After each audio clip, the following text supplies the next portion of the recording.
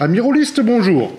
Alors, aujourd'hui, je veux vous parler en détail de Sapin K. J'avais déjà fait une vidéo sur le matériel, mais je ne vous avais pas présenté le jeu en lui-même. Donc là, aujourd'hui, je vais vous présenter le jeu en lui-même. Donc, Sapin K est en fait un jeu édité par Odonata Edition, qui a été écrit à plusieurs mains. Et afin de ne pas faire d'impair, je vais citer tout le monde, comme ça, il n'y aura pas de problème. Donc il a été écrit par Éric Dubourg, Nurtor Lenoir, Laurent Cournot, Pascal Broxol et également Florent Moraga. Voilà, donc je vais aussi citer en fait la direction artistique de Gabriel Pardon. Alors je vais pas parce que moi j'aime beaucoup la forme de ce bouquin. D'ailleurs en fait nous allons en parler immédiatement. Alors sur la forme, on se retrouve avec un bouquin quand même de 288 pages pour ce livre de base. Alors sur la forme, j'avais déjà fait une petite vidéo, mais on va reprendre à peu près ce que j'avais mis dedans. Donc moi j'aime beaucoup. Enfin vous voyez, c'est sur deux colonnes. Le texte est sur deux colonnes. C'est liseré qui borde les chapitres. Une direction artistique. Moi, j'aime beaucoup les dessins. Ça nous plonge vraiment dans le thème du jeu. Je vais vous en retrouver quand même. Voilà, par exemple, là, on a les pré-tirés, vous voyez. Voilà. Donc, au niveau de la direction artistique du bouquin en lui-même, c'est assez chouette. J'ai pas vu beaucoup de coquilles, quoi qu'il en reste quand même. En fait, je me suis aperçu que, il y a eu au niveau de la maquette, quand il y a 2-3 fois, on fait référence à des pages et on n'a pas mis le numéro de page, on a laissé le XX en fait du texte original.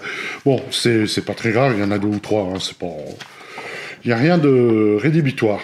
Donc en fait, alors, on est dans du papier glacé, mais bon, ça, je vais arrêter là-dessus. Enfin, pour l'instant. Par contre, effectivement, au niveau direction artistique, moi j'aime beaucoup ces dessins, vous voyez, par exemple. Vous voyez, ça c'est quand même très très chouette. Il y en a plus.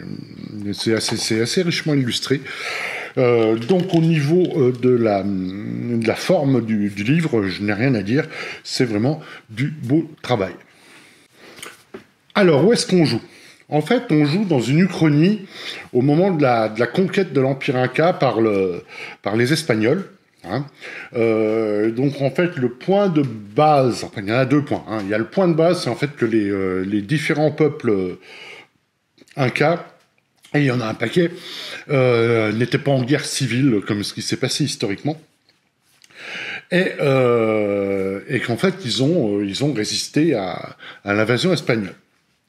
Alors ça c'est juste une phrase, parce que on ne vous dit pas à quel moment le point de rupture de l'Uchronie se passe. Alors vous allez me dire, oui, parce qu'effectivement, dans l'Uchronie, on part du fait que les Incas en fait, leurs croyances et leurs relations avec les dieux sont réelles et ont un impact sur la réalité. Et forcément, entre une différence technologique avec les Espagnols qui arrivent, mais d'un autre côté, la magie Inca, on se retrouve avec un rétablissement des forces. Mais on ne nous dit pas vraiment l'Uchronie où elle démarre. Alors moi au départ, les Incas, comme j'avais déjà dit dans une vidéo précédente, à part Tintin et le Temple du Soleil, j'y connais pas grand-chose. Donc j'ai cherché un peu, et en fait le point de rupture, surtout dans le jeu, c'est la bataille, l'affrontement de Cajamarca. En fait, qu'est-ce qui se passe historiquement ? En fait, l'Inca arrive, les Espagnols le capturent. On dit bataille, mais en fait, pour vous donner une ordre d'idée, les Espagnols doivent être 150, pas plus. Les Incas sont énormes, sont beaucoup, mais ils sont pas armés, ils sont là pour... bref, je vous passe ces détails. Bref, le Sapin Inca, donc le Sapin Inca, qu'est-ce que c'est ? C'est l'empereur, en fait, de l'Empire Inca, se fait capturer par les Espagnols, et là, basta, en gros, c'est terminé. Donc là, on part du principe que ça ne s'est pas passé comme ça. et que en fait l'Empire Inca a résisté aux Espagnols, a fait même mieux que résister, en fait les a contenus, et ils sont arrivés dans une guerre qui n'avance plus, qui s'enlise, et du coup en fait l'Inca a donné deux enclaves de son empire aux Espagnols, où ils prospèrent et qui peuvent faire du commerce avec l'Empire Inca. Donc en fait, tout le principe est ici. D'ailleurs, en fait, les enclaves, vous les voyez ici. Alors je ne sais pas si on les verra tous avec l'autre cam, mais c'est ici et ici. Ça, ce sont les enclaves espagnoles. Voilà. Donc, grosso modo, on joue dans cette uchronie. Alors, maintenant, qu'est-ce qu'on a? Comment il nous est présenté tout cet empire? Parce que effectivement, je pense, enfin, moi, comme je dis, j'y connais que dalle, donc j'aime bien quand les jeux me présentent quelque chose, me donnent des références, me disent des trucs, me parlent. Et là, Sapin Inca me parle sur l'Empire Inca et il va me donner des connaissances. C'est ce que j'aime bien dans le jeu de rôle, c'est ça, c'est découvrir également d'autres cultures, d'autres facettes. Donc je vais vous montrer tout ça. Donc en fait, là, on voit tout de suite que les auteurs ont donné vraiment toute leur recherche, tout leur amour en fait de la culture andine pour nous amener ce jeu, parce que on a des énormes chapitres qui vont nous présenter effectivement toute la culture inca. On commence effectivement, vous voyez, par les origines, les premiers rois. Donc là, on est vraiment dans l'historique en fait des Incas, les nouvelles conquêtes, les Espagnols qui arrivent. Comme je vous ai dit, la chronologie qui nous amène à cette uchronie. Mais une fois qu'on a passé ça, on arrive effectivement, on va avoir un tas de trucs. On va avoir la géographie avec effectivement tout l'empire, vous voyez, tout l'empire Inca qui est sur la côte est de l'Amérique du Sud, la côte ouest de l'Amérique du Sud, putain. Les forêts, voilà, bon, on va vous parler de l'Empire, comment il est organisé, comment ses centres administratifs, ses infrastructures. On va vraiment vous présenter tout ce que vous avez besoin de savoir pour vous immerger, en fait, effectivement, dans cette culture et dans ce jeu. Donc, pourquoi le jeu? Parce qu'effectivement, là, on a des territoires espagnols qui n'existent pas à l'époque. C'est Inca ou c'est espagnol, mais à partir d'une date, il n'y a plus d'Inca. Donc là, on a effectivement les territoires espagnols aussi, comment ils sont organisés. Bon, alors, il faut être clair, le jeu est quand même centré sur cette culture Inca, et donc, bon, vous allez voir. Donc là, on arrive effectivement sur tout le gros chapitre de la culture. Et là, vous avez à peu près tout. L'organisation sociale, vous avez l'armée, vous avez la religion, comment c'est organisé, les divinités, la numérologie. Alors, je m'arrête un peu sur la numérologie Inca. Pourquoi ? Parce que vous verrez que le système a un certain nombre de chromes, si j'ose dire, basés sur la numérologie Inca, qui était pour eux quelque chose de très important. Donc là, vous avez un petit paragraphe effectivement dessus. Les différentes divinités majeures, vous voyez, avec à chaque fois une illustration que j'aime beaucoup. Donc ça, c'est toutes les divinités, le culte des ancêtres, la momification, les sacrifices. Alors les sacrifices, c'est surtout des sacrifices d'animaux. Par contre, les Incas procédaient aussi aux sacrifices humains. Donc vous avez tous les différentes festivités avec tout ce qui est lié. Voilà. Un autre paragraphe, les langues et l'écriture, ça c'est quelque chose que moi je ne connaissais pas du tout, genre les quipus, donc on va qui sont une manière de comptable, on va dire, de nos bouliers actuels. Bref, moi j'aime beaucoup parce que vous voyez les arts, la vie quotidienne, vous avez vraiment tout pour vous plonger effectivement dans l'Empire Inca. Même si vous connaissez pas, même si vous êtes aussi, ignorant que moi. Donc là, on va vous décrire les différents peuples, hein, parce que les Incas, ce n'est pas qu'un peuple, hein, c'est une association de différents peuples de la cordillère, enfin au-delà de la cordillère, et donc on va vous présenter tout ça d'une manière assez extraordinaire. Là, vous avez tout un chapitre sur les Espagnols. Alors pareil, vous avez leur culture. Bon, je dois avouer que ce chapitre-là, qui est beaucoup plus familier pour moi, je l'ai trouvé nettement moins intéressant que le reste, mais ça vous donne quand même une grosse présentation en fait des Espagnols quand ils sont arrivés au Nouveau Monde, enfin en tout cas pour leur grand malheur, au niveau de l'Empire. Donc les langues, l'écriture, enfin, bon, voilà. Alors là, non, on est effectivement toujours dans les Espagnols. Hein. Voilà, machin. Voilà, voilà. Donc ça, c'est tout pour vous présenter effectivement l'Empire. Alors en sachant que, comme j'avais dit, c'est une chronie, donc on a des comptoirs espagnols qui vont interagir avec l'Empire Inca, l'Empire Inca en lui-même. Voilà, en gros, pour le contexte. Alors maintenant, qu'est-ce qu'on joue dans cet univers? Alors dans cet univers, les personnages sont invités à jouer des Amachak. Alors qu'est-ce que c'est des Amachak? Les Amachak, en fait, c'est un groupe d'agents qui vont servir le Sapin Inca, donc l'empereur. Mais c'est des gens qui ont été touchés par les dieux, hein, qui ont du coup les dieux leur ont transmis des pouvoirs divins, hein, et également en fait qui ont accès à la magie animiste, hein, donc par rapport à leurs animaux tutélaires, on verra ça après. Et ces agents, alors je dis agents, pourquoi? Parce qu'en fait, ces personnages vont jouer sous couverture, mais pas uniquement vis-à-vis des Espagnols, vis-à-vis des Incas aussi.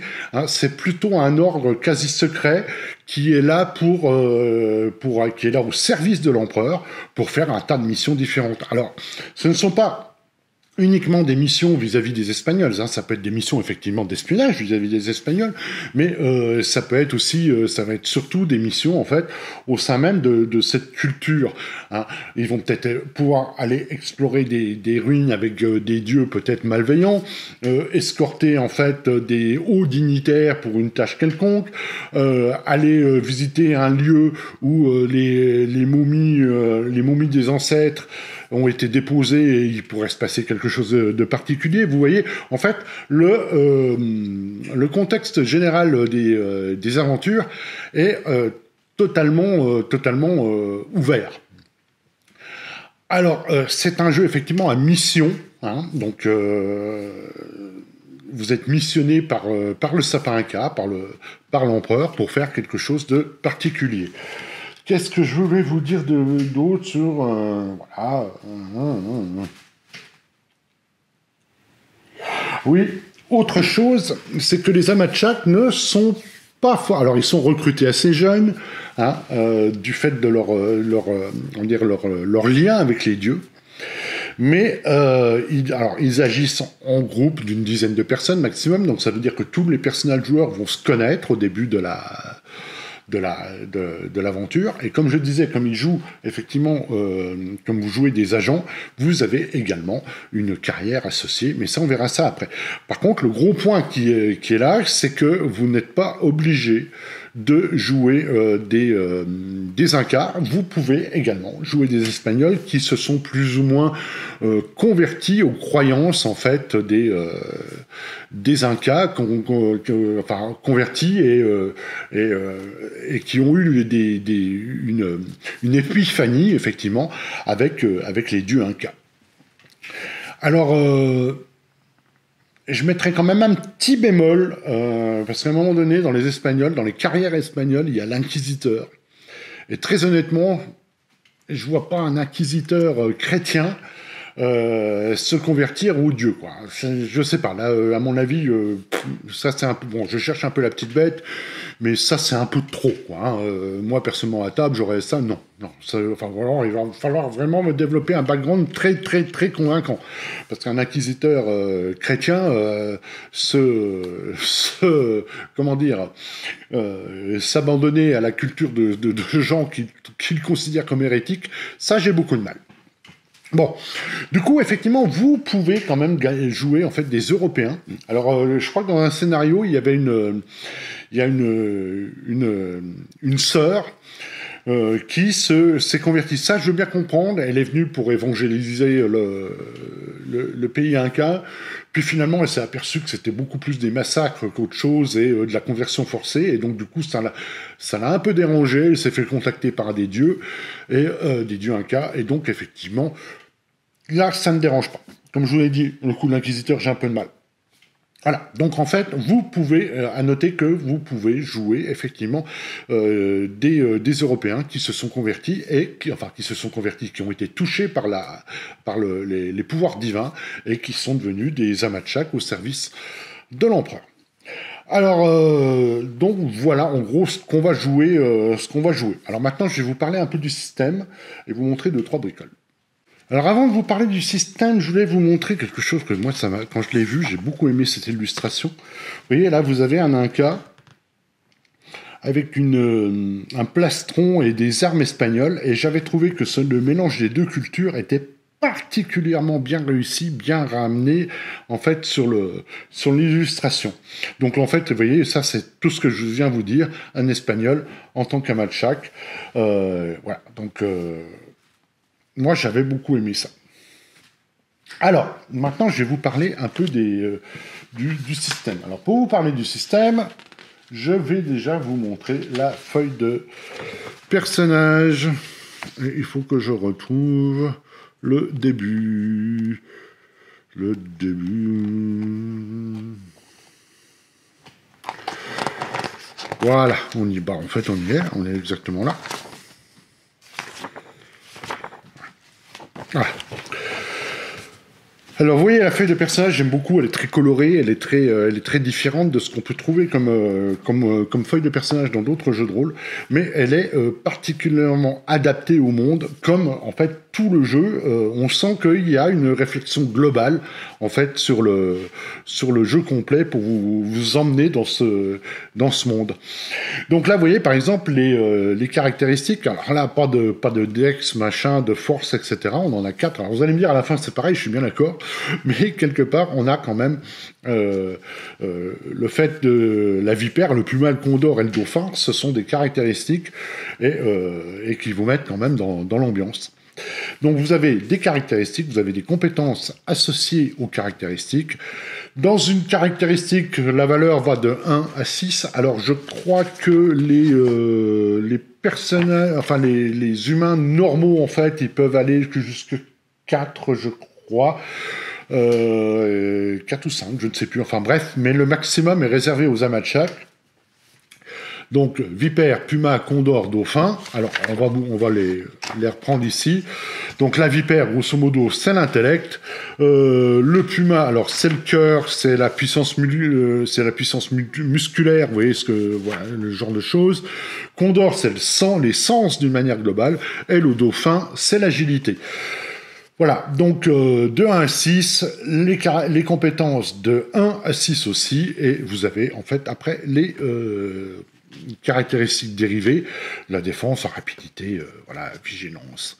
L'essence, à noter que l'essence, ce sont les points de vie, et que l'harmonie, c'est ce qui va pouvoir être utilisé par chaque Amachak pour déclencher un pouvoir divin, pour appeler à une bénédiction d'un de leurs dieux ou alors de leur animal tutélaire. Parce qu'effectivement, la première chose que vous allez faire, vous allez déterminer déjà en fait votre peuple. Vous allez également vous avez les langages en fonction du peuple et vous allez choisir un animal tutélaire. Alors les animaux les animaux tutélaires, ce qui est très intéressant, c'est que derrière, ils vont vous donner un pouvoir, alors qui va être plus animiste qui va être en lien direct avec l'animal tutélaire que vous choisissez. Alors vous en avez plusieurs. Hein. Bon, là, on va passer les carrières, mais par exemple, je vais vous retrouver ça c'est des pré-tirés, on s'en fout pour l'instant, on reviendra dessus.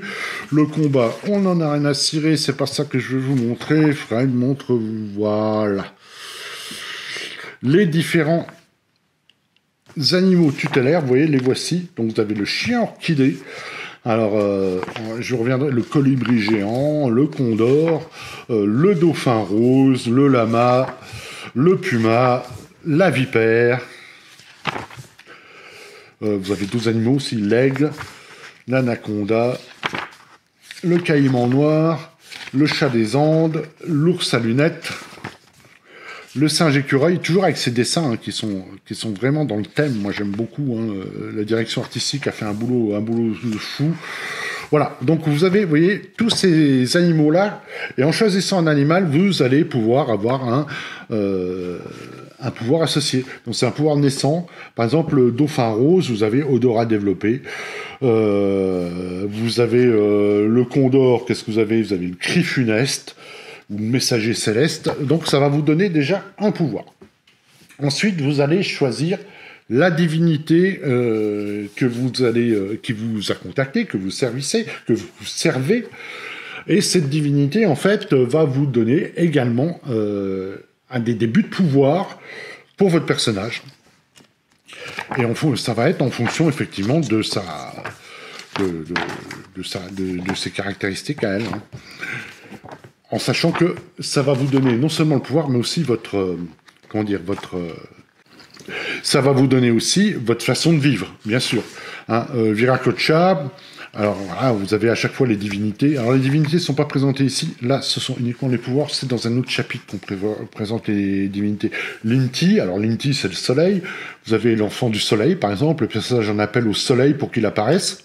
Vous voyez, ces divinités vont vous donner effectivement chacun un pouvoir particulier. Qu'est-ce qu'on a d'autre? On a effectivement vous allez quand vous allez créer votre personnage, associer des points à vos caractéristiques, à vos compétences. Vous allez choisir un pouvoir animiste et un pouvoir divin. Un ou deux, d'ailleurs, je ne sais plus exactement, mais bon, peu importe, on n'est pas dans le détail. C'est juste pour vous donner une idée. Et voilà. Voilà, en gros, votre personnage, il sera comme ça. Alors, l'œil mystique, c'est autre chose. L'œil mystique, c'est... parce qu'à un moment donné, votre personnage peut également être l'avatar, le réceptacle, en fait, de sa divinité pour une courte période. C'est là que vous allez dépenser des points. Et sur une courte période, vous êtes vous êtes quasi divin, puisqu'en fait, vous êtes le représentant direct de votre dieu sur Terre. Alors, vous n'allez pas le faire tout de suite. Hein. D'ailleurs, les personnages qui débutent ne peuvent quasiment pas le faire. Il va falloir gagner un peu de points d'ex pour tout ça. Voilà, en gros, vos personnages. Alors, on en a je vais vous montrer, en fait, des personnages pré-tirés. Ça va vous donner, effectivement, une idée. Vous voyez, par exemple, là, vous avez le guerrier. Donc, vous voyez, vous avez vipère, puma, condor et dauphin. Vous voyez, donc, les caractéristiques ne sont pas très, très hautes. Hein, vous voyez, 1, 4, 2, 3. Les caractéristiques secondaires, hein, les points d'essence, ça c'est 14, ça veut dire 14 points de vie. Hein, si vous prenez par exemple une érudite, là, on a 8 points de vie. Donc 3, vous voyez, vous avez les valeurs pour vous donner une idée des valeurs possibles, de l'étendue, des valeurs de chaque compétence et de chaque caractéristique. Voilà. Chaman, le prêtre, voilà. Voilà, donc ça, je voulais vous montrer effectivement un peu comment vous créez votre personnage. Donc effectivement, des caractéristiques au-dessus de la norme avec un pouvoir animiste et un pouvoir divin. C'est ce qui va vous caractériser. Alors comme d'habitude, je vais vous parler un peu du système. Hein, je ne vais pas rentrer dans les détails complets. Alors c'est un système relativement simple. Hein, c'est du classique, avec par contre un petit peu de chrome qui a bien été choisi d'être ajouté à ce système pour toujours, parce qu'en fait, dans le jeu, tout a été pensé pour vous immerger dans ce monde. Et donc ça se joue qu'avec des D8. Hein. Je vous rappelle tout à l'heure la numérologie, un cas dont je faisais, à laquelle je faisais référence. Et donc là, on y est direct. Tout se joue avec des D8. Alors en sachant qu'il y a des dés spéciaux. Alors je ne sais pas s'ils sont déjà sortis, je ne crois pas. Mais vous voyez, ici, vous avez à peu près leur représentation, donc avec des faces différentes. Et en fait, le système est très simple. C'est-à-dire, c'est du classique, vous allez comprendre.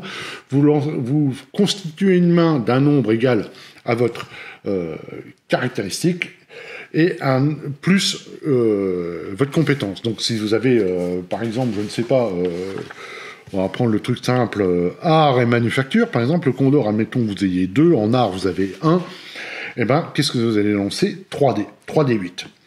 Et comment on l'interprète? Alors, il y a 3D8, il y a un nombre de difficultés, donc de réussite nécessaire en fonction de la difficulté. Et en fonction des dés que vous avez fait, bah, vous avez tout le tableau récapitulatif qui est ici. Entre 2, 5 et 6, c'est un échec. L'échec critique, on en parlera après, parce que, voilà. Le 3, c'est une réussite. Le 7, c'est une réussite. Le 4, c'est une réussite. Et en plus, vous pouvez le relancer. Et si vous faites de nouveau 4, c'est un jet de dés explosif. Vous pouvez relancer. Et à chaque fois, c'est une réussite. Le 1, c'est un échec, mais vous pouvez être spécialisé, ce que je ne vous ai pas dit tout à l'heure dans vos compétences. Si vous êtes spécialisé dans la compétence qui rentre en jeu, dans ce cas-là, ce dé peut être relancé et donc éventuellement ne plus être un échec. Le fumble, l'échec critique, c'est en gros quand vous avez les 8 et que vous n'avez aucun succès. Hein. Si vous avez au moins 8 et que tous les autres dés, c'est de l'échec, dans ce cas-là, c'est un échec critique. Voilà. Voilà ce qu'on peut dire sur une action. Vous voyez, on est quand même dans de la résolution assez simple.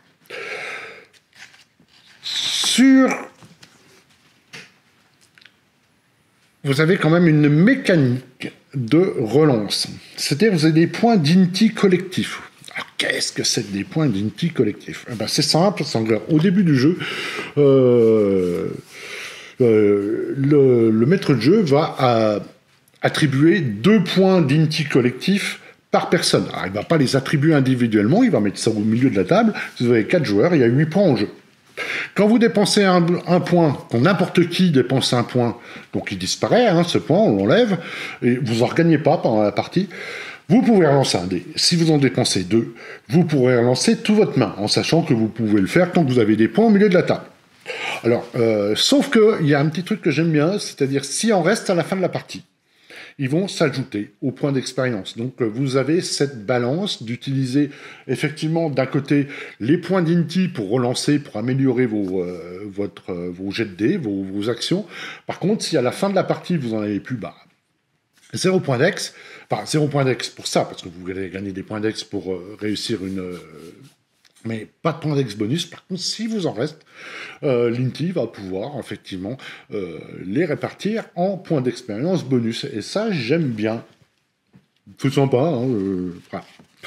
Donc les points d'œil mystique, voilà, vous pouvez devenir temporairement un avatar, mais d'un autre côté, vous pouvez être bouffé par la corruption. Si vous utilisez trop, vous appelez trop au pouvoir divin. Si vous ne priez pas assez, si vous allez contre votre dieu, si vous blasphémez, vous voyez ce genre de choses. Le combat en lui-même est également assez simple, c'est-à-dire que vous allez constituer une main pour votre combat, et si votre adversaire n'est pas conscient de votre présence, dans ce cas-là, vous allez devoir battre en fait sa caractéristique de défense qui est ici. Par contre, s'il est conscient de votre présence, il va pouvoir parer, il va lancer des dés également, et vous allez devoir battre, en fait, sa marche de ses succès qu'il a pu obtenir. Voilà. Qu'est-ce que je voulais vous dire d'autre? Alors, les dégâts en eux-mêmes, parce que vous allez voir, les dégâts en eux-mêmes, en fait, c'est... donc, chaque arme a un facteur de dégâts. Alors, vous allez ajouter à ce facteur de dégâts le nombre de succès en plus que ce que vous auriez dû faire. Admettons que vous deviez faire 2 succès et que vous en faites 4, eh ben vous avez plus 2. Et vous déduisez l'armure. Alors, en sachant par exemple qu'une arme de Tolède, parce que on se retrouve avec effectivement le gros problème qu'ont eu les Incas à l'époque, c'est la différence de technologie. Alors, la différence de technologie vient des plastrons en acier et des armes en acier que les Incas n'avaient pas. Et donc, vous avez effectivement cette différence qui est ici. Donc, par exemple, une arme de Tolède fait 4 points de dégâts de base. Une armure Inca va faire 3 points de protection si elle a le plastron plus ce casque. Donc déjà, ça veut dire que l'épée d'un Espagnol va, s'il touche, va vous faire déjà 1 point de dégâts minimum, plus les succès supérieurs. Si vous vous souvenez bien tout à l'heure, vous avez vu le guerrier a en gros 14 points d'essence, l'érudit en avait 8. Maintenant, je vais vous montrer ce qui se passe quand on prend des dégâts, et ça, c'est pas mal, ça fait mal, surtout au niveau de la guérison. Parce que la guérison, elle est très compliquée dans ce jeu. La guérison naturelle, en fait, si vous avez plus que 4 points d'essence, vous pourrez récupérer 1 point par semaine. C'est pas par jour, c'est par semaine. Sinon, si vous avez en dessous de 4 points d'essence, les 4 premiers points jusqu'à remonter au-dessus, c'est 1 point par mois. Donc les combats vont être très très pénibles si vous les enchaînez de trop. Il va falloir faire très très attention. On est bien d'accord. Voilà, donc les armes et les armures, je voulais vous parler d'un truc parce qu'en fait j'ai posé la question, alors là vous avez, voilà, les armes et les armures, vous voyez, vous avez les armures 1K, l'armure protection 2, le casque protection 1, la cape qui ne se cumule pas, mais en gros vous en avez entre 2 et 3. Par contre, les armures espagnoles, je m'étais dit, mais où sont les caractéristiques? Eh bien, en fait, vous ne les trouvez pas. Alors, j'ai posé la question à un des concepteurs qui m'a expliqué qu'ils ne l'ont pas mis dans le livret de base. Pourquoi? Parce qu'ils ne voulaient pas que les joueurs se ruent dessus. Et donc, vous les trouvez plus dans les scénarios. Alors, j'avais lu aussi autre chose, je ne sais plus où. Comme quoi, les deux Incas n'aiment pas trop en fait, que leurs avatars potentiels portent ce genre de choses. Donc moi, ce que j'avais trouvé un peu dommage, c'est que du coup, ma belle illustration, que je vous la remonte parce que j'avais trouvé magnifique, bah en fait, ça va pas être trop possible dans le jeu, quoi. C'est un peu dommage, ça. Voilà, pour l'équipement, vraiment. Bon, bref, je vais pas aller plus loin sur le système. Vous voyez, c'est un système relativement simple. Il n'y a pas de fioriture. C'est vraiment pas très, très compliqué. Voilà pour le système de base. Alors, je vais vous parler de la magie, puisque, en fait, vu que tous les personnages ont été touchés par les dieux, tous ont des pouvoirs. Et donc, tous ont accès à la magie. Donc, qu'est-ce qu'on a... Tiens, je ne vous ai pas parlé des carrières tout à l'heure. On en reviendra dessus après. Qu'est-ce qu'on a? Donc on a deux types de magie. On a une magie plus animiste avec votre animal tutélaire et une magie divine. Mais qui marche toutes de la même manière, c'est-à-dire pour chaque... vous voyez, à chaque fois, vous avez le pouvoir naissant, le pouvoir mature ou le pouvoir affirmé. Et même, là, si vous vous transformez en tant qu'avatar, les pouvoirs en question. Et à chaque fois, vous avez, par exemple, 2 H, 3 H, 6 H, c'est le nombre de points d'harmonie que vous devez dépenser. Alors là, vu que ce sont les dieux ce sont des dons des dieux, il est hors de question qu'un don d'un dieu ne marche pas. Donc en fait, il n'y a pas de jet de dés. C'est-à-dire, vous utilisez le pouvoir, il fonctionne. Point, basta. Une exception, par contre, si vous vous retrouvez dans un lieu consacré par la foi chrétienne, dans ce cas, vous allez être obligé de faire un jet de dés. Alors... Bon, je ne vais pas trop rentrer dans les détails, mais quelque part, on pourrait peut-être commencer à deviner peut-être une influence du dieu chrétien par rapport à tous les dieux incas. Peut-être qu'il y a ici quelque chose intéressant à développer. Donc, par contre, j'aime beaucoup l'intégration des pouvoirs, en fait, qu'ils soient animistes ou divins, parce qu'on n'est pas dans le superlatif, on n'est pas dans le pyrotechnique, on est vraiment toujours pareil dans des pouvoirs qui sont vachement bien intégrés. Je vais prendre par exemple le chien orchidée. Alors, vous avez par exemple charisme canin. Pendant 1 heure, comme le chien orchidée qui a un côté semi-divin, d'une race pure et prisée, le personnage peut être aisément reconnu en société auprès des personnes importantes.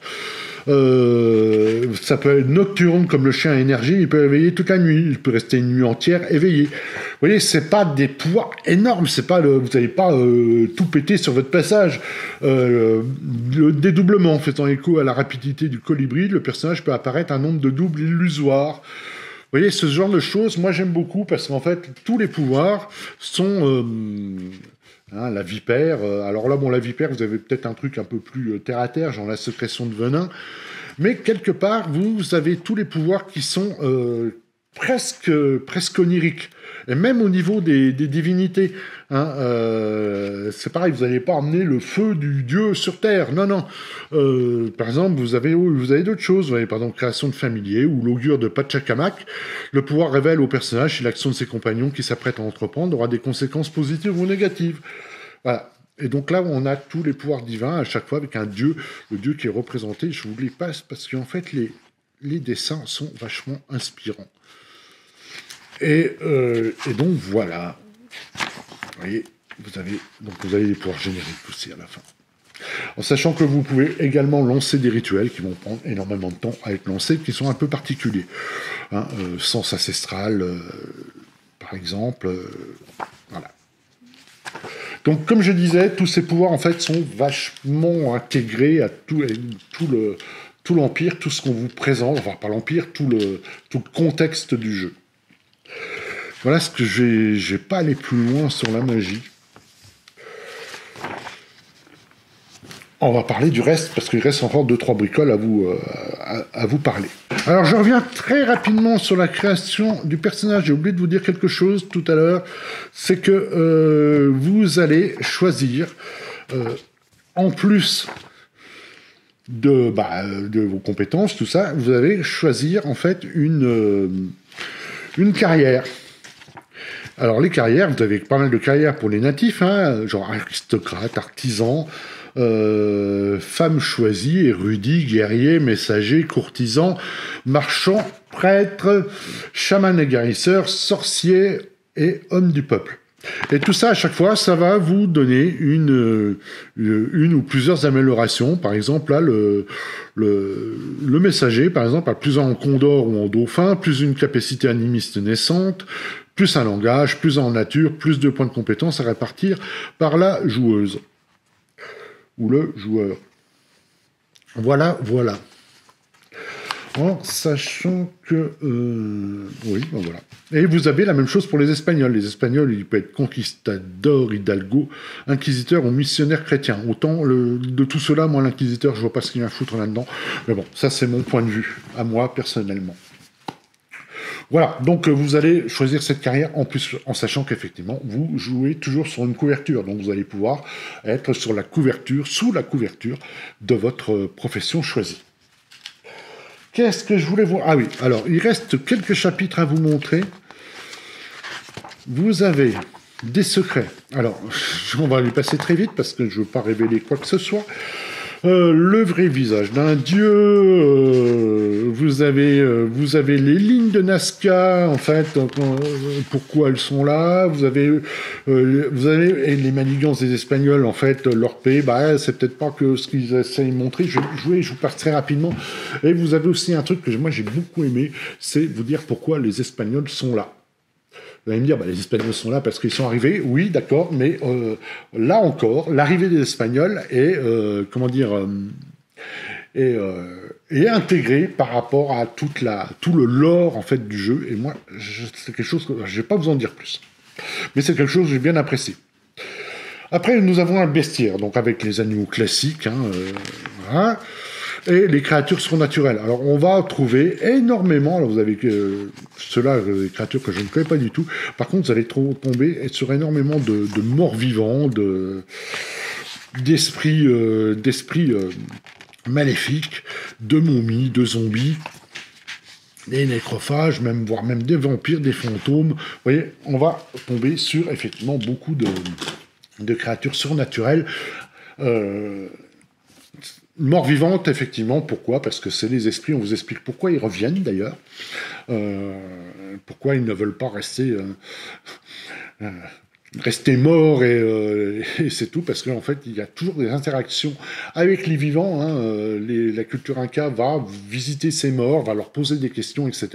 Et des fois, ceux-ci, en fait, ça les fait chier de ne plus pouvoir marcher sur Terre, et tellement que ça les fait chier, ils deviennent jaloux des vivants, etc., etc. Bon, voilà.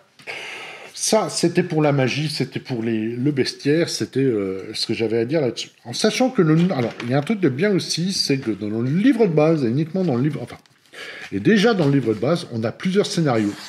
On en a 1, 2, 3. Je crois qu'on en a 3. Ouais. Et le troisième est... alors, vous avez les deux premiers qui sont relativement courts, et le troisième qui est beaucoup plus important, et qui nous amène presque à un début de campagne. Donc, en fait, on se retrouve quand même avec 3 scénarios intégrés au livre de base, et ça, j'ai tendance à le saluer, parce que j'aime pas quand il y a pas de scénario dans un livre de base qui vous propose pas une première approche du jeu. Et là, il y est. Et ça, c'est bien. Et en plus, ces scénarios sont cool. Ils vous donnent vraiment un petit panel de ce que vous allez pouvoir jouer dans Sapin Inca. Voilà ce que je voulais vous montrer sur ce livre de base. Alors que, comme je suis bon, je vais vous parler du reste de la gamme en commençant par ceci. Alors, le reste de la gamme. Comme je vous ai dit, dans le livre de base, on a déjà énormément de descriptions qui vont nous permettre de naviguer, en fait, de découvrir, en fait, le monde de Sapin Inca. Et ce premier supplément, qui se nomme Tawantinsuyu, qui en fait représente effectivement, vous avez tout ça qui est ici, c'est-à-dire les différentes régions. Donc il y en a 4, et en fait, chaque paragraphe du bouquin va vous décrire précisément en fait ces différentes régions. Alors toujours avec ces dessins qui sont très inspirants, je me rappelle, vous voyez. Et donc à chaque fois vous avez par exemple Cusco. Alors je vais vous le feuilleter rapidement, on va pas parler de tout. Qu'est-ce que vous avez? Vous avez tout vous avez son histoire, vous avez son centre, vous avez les référents à Machac, hein, parce que dans chaque région vous allez avoir des référents à Machac auxquels vous allez pouvoir vous référer, d'où le nom. Les hauts dignitaires, les personnages importants que vous allez pouvoir rencontrer. Vous voyez, par exemple, là, vous avez les temples, vous avez... voilà. Et tout ceci, sur tout le bouquin, c'est un atlas, c'est une description en profondeur du monde. Hein, donc, Pisac, les différentes villes, les sites d'importance, avec à chaque fois, en fait, des encarts qui vont vous donner des accroches de scénario. Donc, tout ça, c'est vraiment très bon. Hein, les accroches de scénario ici, donc vous avez toute la description des différentes régions. Et si vous accrochez au livre de base, je pense que ce supplément est un plus. D'ailleurs, ça plairait beaucoup, à mon avis, à mon pote Hervé, parce qu'en fait, on a très peu de références au jeu dedans. On n'a pas de caractéristiques, à part quelques scénarios à la fin. Mais autrement, le reste, c'est système free. Hein. Il n'y a aucun système associé. C'est vraiment une description qui se lit comme un bon bouquin. Là encore, on voit que le travail fabuleux qu'ont fait les auteurs, effectivement, dans leur recherche et leur imagination. Vous voyez, vous avez effectivement combien de scénarios dans celui-ci? Vous en avez quelques-uns, vous avez 2 ou 3, je crois. Je vais vous dire ça tout de suite. Je retrouve avec mes gros doigts la page en question. Vous en avez 2. Vous avez 2 scénarios, à la mort d'un Espagnol et à la découverte des cités des anciens. Voilà. Donc ça, déjà, un énorme bouquin de contexte, hein, avec à chaque fois, vous voyez, un focus sur la région présentée. Voilà, donc celui-là, très intéressant, qui complète merveilleusement le livre de base. Je voulais vous montrer quoi d'autre? 2 choses. L'écran. Alors, l'écran, vous le voyez, il est ici. Voilà, donc déjà un bel écran, comme ça, hein, 3 pans. Et avec cet écran, vous avez ceci qui a été qui est vendu avec. Donc l'écran vaut 25 balles. Avec, alors là, qu'est-ce que vous avez? Vous avez effectivement, comme je disais, Sapin K, sa force et sa faiblesse, c'est le monde que tout le monde ne va pas connaître. Hein. C'est l'originalité du monde qui va être à la fois sa force et à la fois sa faiblesse. Mais là, avec ceci, vous pouvez le donner, le livret à vos joueurs. Hein. Vous donnez ce livret à vos joueurs et dedans, vous avez en gros tout le monde, c'est repris en fait du livre de base, mais donné d'une manière un peu plus concise, avec seuls les paragraphes importants pour vos joueurs. Donc vous le donnez à vos joueurs et avec ceci, ils peuvent se donner une très très bonne idée en fait du système et surtout du monde. Alors à noter que dans cela, par contre, il n'y a pas de scénario dans celui-là. Un autre supplément, alors ça c'est un recueil de scénarios. Donc là par contre on a un peu de tout et ça c'est sympa. On a combien de scénarios là-dedans? On a 1, 2, 3, 4, 5, 6, 7, 8, 9 scénarios. Alors ce n'est pas une campagne, hein, c'est vraiment un scénario, c'est vraiment des scénarios... Non, je vérifie un truc. Oui, c'est ça, c'était pas une campagne. Hein. Donc, pas mal de scénarios pour vous mettre en selle, pour vous mettre en selle dans ce monde fabuleux de Sapin K. Voilà. En gros, voilà ce que je voulais vous montrer sur la gamme. Donc maintenant, on va passer à ma petite conclusion sur ce jeu. Alors moi, ma première réaction par rapport à Sapin K, je me suis dit, wow, putain, les mecs, ils ont bossé leur sujet. Hein. Et on sent en fait que ceux qui ont écrit ceci, ce sont vraiment des passionnés de cette culture. Qui nous ont emmené tout leur savoir, toute leur recherche, et présenté tout ça d'une manière claire, d'une manière compréhensible, et que vous pouvez assimiler assez rapidement. Les auteurs sont partis d'une uchronie, hein, les pouvoirs, les croyances Inca existent vraiment, ils ont vraiment une connexion avec leur dieu, qui fait que ça rétablit l'équilibre de différences de technologie, car effectivement la conquête espagnole est vraiment le fait d'une première guerre entre deux peuples avec un tel niveau différent de technologie, qui fait qu'en fait, grosso modo, qu'il y ait eu guerre civile ou pas guerre civile avant, je pense que les Incas n'avaient aucune chance à ce niveau-là. Donc en fait, alors seul truc que je reprocherais, c'est qu'on a... Bon, que je reprocherais. Qui suis-je pour reprocher quoi que ce soit? Le seul truc j'aurais bien aimé qu'on me donne la point de rupture de l'Uchronie. Bon, du coup, ça m'a fait chercher et ça m'a fait un peu étudier la chose. Parce que là, tout est présenté dans le livre comme, voilà, c'est une Uchronie. On vous donne pas le point de départ, on vous dit ça s'est passé comme ça. Et j'aime bien quand on nous dit attention, ça s'est pas passé comme ça parce que il y a beaucoup de malentendus en fait après qui se pose sur ce genre de choses. Enfin bon, bref. C'est un super jeu. Le système roule. Hein, il n'y a pas à dire. Le système roule. Alors, on peut aller chercher la petite bête à droite, à gauche, mais le système roule d'une manière globale.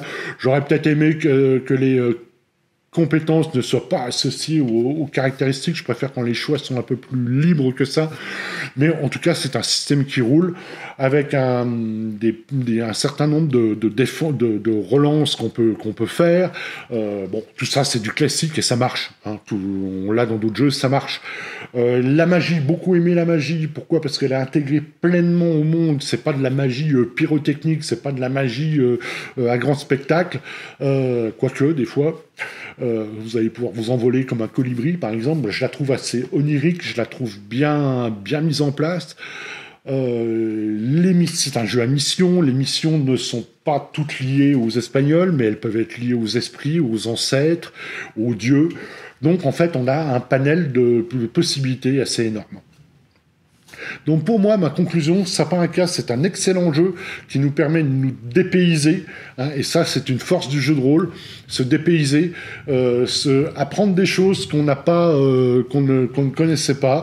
Donc moi j'ai beaucoup aimé Sapin K. Donc voilà, donc ça c'était un peu ma conclusion sur le jeu. Moi c'est un jeu que je conseille si vous avez une petite attirance sur les civilisations qu'on n'a pas l'habitude de présenter. Bah, regardez Sapin Inca, c'est vachement bien. Alors on va me dire il existe Dragon Conquerors America. Je pense qu'on n'est pas tout à fait dans le même. Je trouve plus onirique, je trouve plus sympa celui-là. Je trouve qu'il a plus d'amour donné en lui que l'autre qui est. Enfin je sais pas. Moi, en tout cas, je préfère celui-là. Donc voilà. Eh ben, écoutez, les amis, je vais m'arrêter là avec Sapin Inca, un jeu d'Ononata Édition qui va j'espère, vous faire découvrir d'autres horizons. Merci beaucoup de m'avoir écouté et à bientôt pour une nouvelle vidéo.